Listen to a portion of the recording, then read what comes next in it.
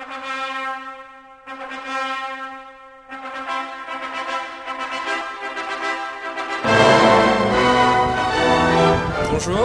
aujourd'hui je vais vous parler de mariage. Nous nous trouvons ici devant l'hôtel de ville de San Francisco, dont la coupole est une copie d'ailleurs de l'hôtel des Invalides à Paris. Et justement, dans cet hôtel de ville se célèbrent des mariages entre Français et ressortissants américains.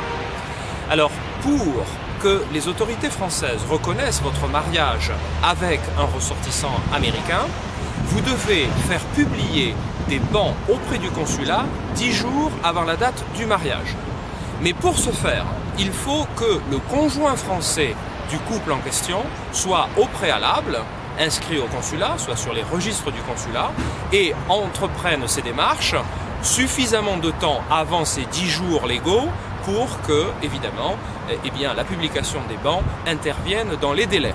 Donc, si vous pensez vous marier, rendez-vous au consulat suffisamment tôt pour vérifier votre inscription et avoir suffisamment de temps pour que l'administration publie ces bans 10 jours avant le mariage dans une mairie américaine comme cet hôtel de ville de San Francisco.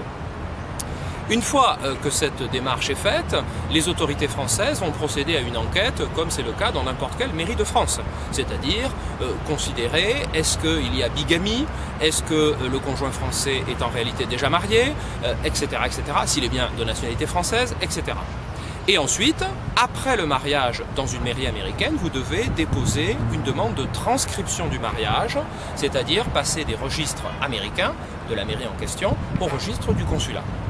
Alors, très souvent, nos compatriotes français oublient de faire un dépôt de ban et se rendent directement au consulat avec les documents de mariage américains.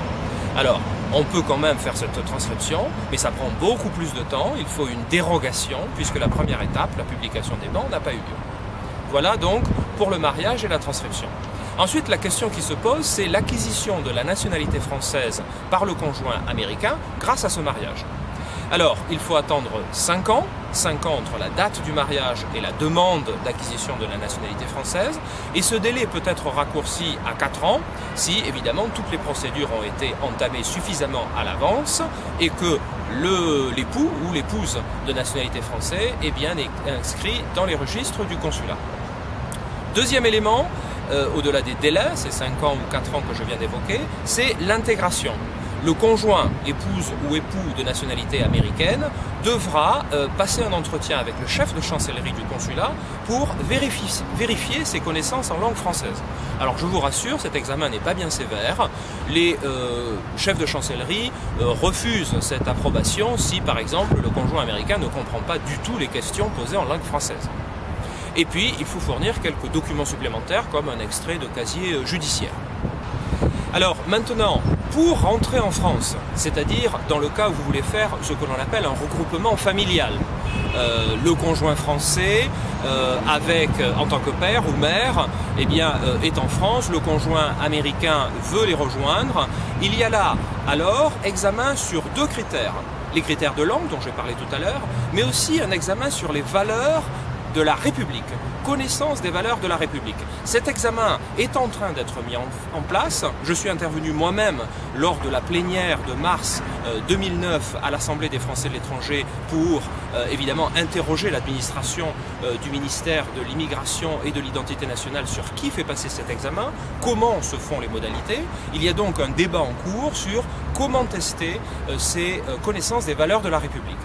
Plus le temps passe, plus les modalités et les exigences sont restrictives. Donc n'attendez pas trop pour passer cet examen. Mais il y a donc cet examen qui est devenu et qui va devenir incontournable. Enfin, dernière chose que je voudrais évoquer, c'est le PACS. Le PACS se pratique aussi dans les consulats généraux de France à l'étranger, bien entendu. Il y en a eu 6 au cours de l'année 2008 au consulat général de France à San Francisco, donc ça reste marginal. Et puis évidemment, le PACS n'ouvre pas les mêmes droits, je pense à la résidence, je pense au travail, que le mariage civil.